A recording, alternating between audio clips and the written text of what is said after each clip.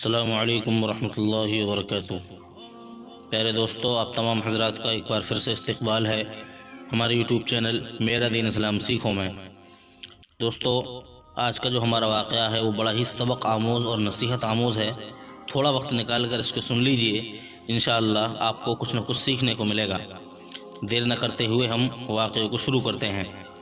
ایک مرتبہ ایک تاجر حضرت سلطان محمود غزنوی رحمۃ اللہ علیہ کے پاس فریادی ہوا اور آ کر اس نے کہا کہ میں نے 2000 کی بند تھیلی آپ کے قاضی کو دی تھی کہ یہ میری امانت ہے، اسے اپنے پاس رکھو، میں سفر سے واپس آ کر لے لوں گا۔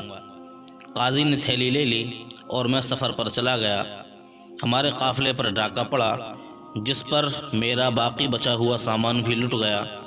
اب میں اپنی بند تھیلی آپ کے قاضی سے واپس لایا ہوں، مگر یہ دیکھیے اس میں اشرفیوں کی بجائے پیسے بھرے ہوئے ہیں۔ سلطان محمود غزنوی نے کہا، کیا تم نے قاضی سے اس کی شکایت نہیں کی؟ تاجر نے کہا، جہاں پناہ میں اس کے پاس گیا تھا، انہوں نے کہا کہ تم نے مجھے بند تھیلی دی تھی، میں نے بند تھیلی تمہیں واپس کر دی ہے۔ اس کے علاوہ تم نے خود ہی اپنی تھیلی کی پہچان کی اور کہا تھا کہ میری تھیلی یہی ہے اور ٹھیک حالت میں ہے۔ سلطان نے کہا، کیا تھیلی ٹھیک حالت میں تھی؟ تاجر نے کہا، جہاں پناہ تھیلی بالکل ٹھیک حالت میں تھی۔ محمود، یہ بات بڑی عجیب ہے، اچھا تم جاؤ اور میں کوئی تدبیر کرتا ہوں۔ سلطان محمود نے کہہ دیا کہ بڑی عجیب بات ہے، تم جاؤ اور میں اس کی کوئی نہ کوئی تدبیر نکالتا ہوں۔ تاجر کی واپسی کے بعد سلطان محمود غزنوی نے تھیلی کو چاروں طرف سے دیکھا کہ وہ کہیں سے پھٹی ہوئی نہ تھی اور بالکل صحیح سلامت تھی۔ پھر بھی سلطان اس نتیجے پر پہنچا کہ تھیلی ضرور پھاڑی گئی ہے، ورنہ اس کے اندر سے اشرفیاں نکال کر روپے کیسے رکھے گئے، اور اس میں اشرفیاں تھیں جو کہ پیسوں میں بدل دی گئی ہیں، اور پھر اسے رفو کر دیا گیا ہے، اور رفو اس طریقے سے کیا گیا ہے کہ دیکھنے پر اس کی بالکل بھی پہچان نہ ہو سکے۔ اب یہ معلوم کرنا چاہیے کہ شہر میں کون ایسا رفوگر ہے جو رفو کر دے تو اصل اور نقل میں فرق ظاہر نہیں ہوتا۔ سلطان محمود غزنوی جب تھیلی کے معاملے پر غور کر رہے تھے تو اس وقت ایک مسند نگار پر بیٹھا ہوا تھا۔ یہاں بیٹھے بیٹھے اس نے چھری نکالی اور اپنی مسند کو چیٹ دیا، اور پھر اسی وقت اٹھا اور 3 دن کے لیے شکار کو چلا گیا۔ یعنی سلطان محمود غزنوی اپنی مسند پر بیٹھے تھے، اسی وقت ان کے دماغ میں یہ خیال آیا، انہوں نے چھری نکالی اور اپنی اس مسند کو جس پر وہ بیٹھے تھے چھری سے کاٹ ڈالا، اور چپ چاپ 3 دن کے لیے شکار پر چلے گئے۔ نہ کسی کو کچھ بتایا اور نہ کسی سے کچھ کہا۔ تھوڑی دیر کے بعد سلطان کے کمرے میں کوئی شخص داخل ہوا اور دیکھا کہ مسند خاص، یعنی جس پر سلطان محمود غزنوی بیٹھے رہتے ہیں، وہ پھٹی ہوئی ہے۔ اس لیے داروغہ کو اطلاع دی۔ محل کے تمام ملازم جمع ہو گئے۔ اس وقت خوف سے سب کانپ رہے تھے۔ آخر ایک بوڑھے نے کہا، اے دوست، تم اس قدر ڈرو مت، تم ابھی احمد رفوگر کے پاس جاؤ، وہ تمہیں اس مسند کو اس طرح رفو کر دے گا کہ اگر سلطان 100 مرتبہ بھی اسے دیکھے گا تو شناخت نہ کر سکے گا۔ ایک شخص نے مسند اٹھائی اور رفوگر کے پاس پہنچ گیا۔ احمد، اس کی اجرت 2 اشرفی ہوگی۔ یعنی جو رفوگر تھا اس نے کہا اس کی اجرت 2 اشرفی ہوگی۔ جو آدمی اس مسند کو لے کر گیا تھا اس کا نام فراش تھا۔ اس نے کہا 4 اشرفیاں حاضر ہیں، مگر 3 دن سے پہلے اسے مکمل کر دو تاکہ سلطان کی آمد سے پہلے یہ تخت شاہی پر بچھ جائے، اور یہ سمجھ لو کہ میری زندگی اور موت کا سوال ہے۔ اگر سلطان نے اس کا عیب پہچان لیا تو پھر میری سزا موت ہوگی۔ احمد، توبہ کرو اے دوست، اگر سلطان نے پہچان لیا تو میرے ہاتھ کٹوا دینا۔ احمد نے 2 دن میں مسند رفو کر دی۔ اس طرح تار کے ساتھ تار جوڑ دی کہ پوری مسند ایک جان ہو گئی۔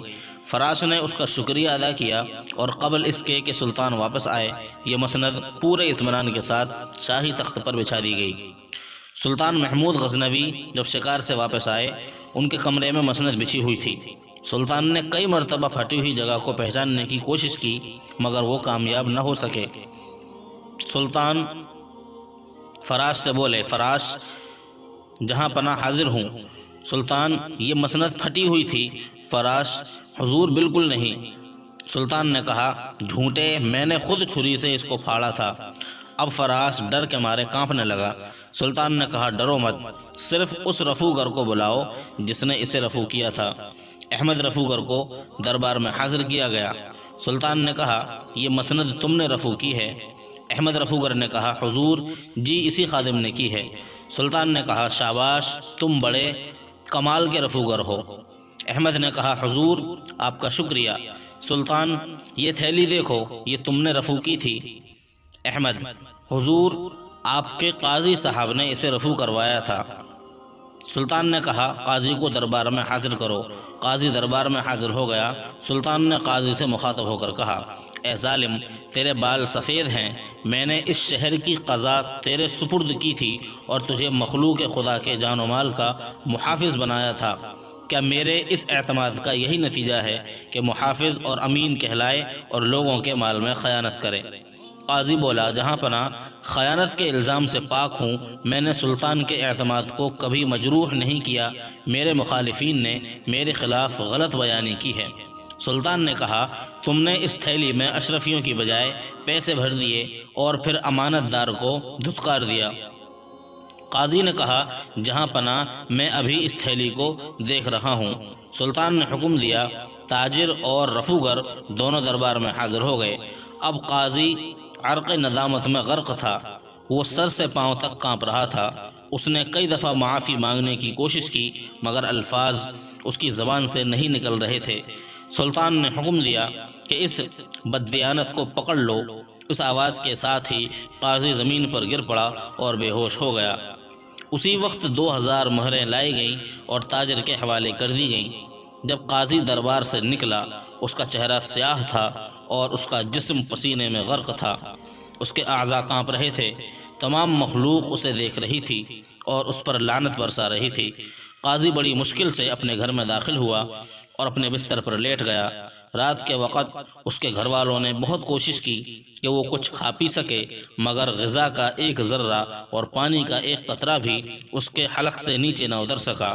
صبح کے وقت جب گھر کے سب لوگ بیدار ہوئے یعنی جاگے تو قاضی اپنے بستر پر مرا ہوا پڑا تھا۔ دوستو، یہ دنیاوی دربار کا قصہ ہے۔ اس سے آخرت کی جواب دہی کا اندازہ لگایا جا سکتا ہے کہ قاضی ایک جرم خیانت کا مرتکب تھا، مگر ہم سوچیں کہ آج ہمارا ایک ایک بال جرموں اور گناہوں میں غرق ہے۔ ہمارے ہاتھ مجرم، ہمارے کان مجرم، ہماری زبان مجرم اور ہماری آنکھیں مجرم ہیں، ہمارے دل مجرم ہیں اور ہماری روحیں بھی مجرم ہیں۔ ہم سراپا جرم اور گناہ میں ڈوبے ہوئے ہیں۔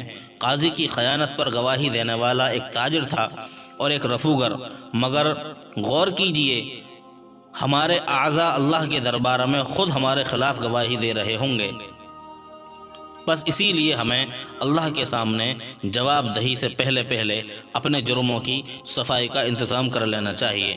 یعنی دوستو، ہمیں اس واقعے سے سیکھنا چاہیے کہ قاضی کے سامنے صرف احمد تھا جس نے گواہی دی اور اس شرمندگی کی قاضی تاب نہ لا سکا اور وہ اپنے بستر پر جا کر لیٹا اور صبح کو زندہ نہ اٹھ سکا، بستر پر ہی مر گیا۔ اتنی شرمندگی ہوئی۔ لیکن کل قیامت کے دن جب ہم اللہ تعالیٰ کے سامنے حاضر و ناظر ہوں گے اور ہمارے خود ہاتھ، پاؤں، زبان اور آنکھیں، پورے جسم کے اعضاء گواہی دیں گے، اس وقت کتنی شرمندگی ہوگی، اور اس وقت شرمندگی کا جو احساس ہوگا وہ ہم اس واقعے سے لگا سکتے ہیں کہ اس وقت نہ موت آئے گی، انسان موت کی تمنا کرے گا، موت بھی نہ آئے گی، اور کیا حال ہوگا۔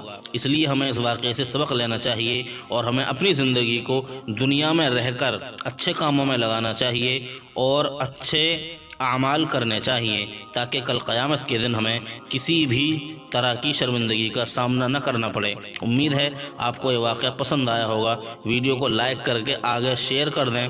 چینل پر نئے ہیں تو چینل کو سبسکرائب کر کے بیل آئیکن ضرور دبا دیں تاکہ اسی طرح کے اور سبق آموز واقعے آپ کو دیکھنے کو ملتے رہیں اور ویڈیو کا نوٹیفیکیشن آپ کے پاس پہنچتا رہے، وہ بھی سب سے پہلے۔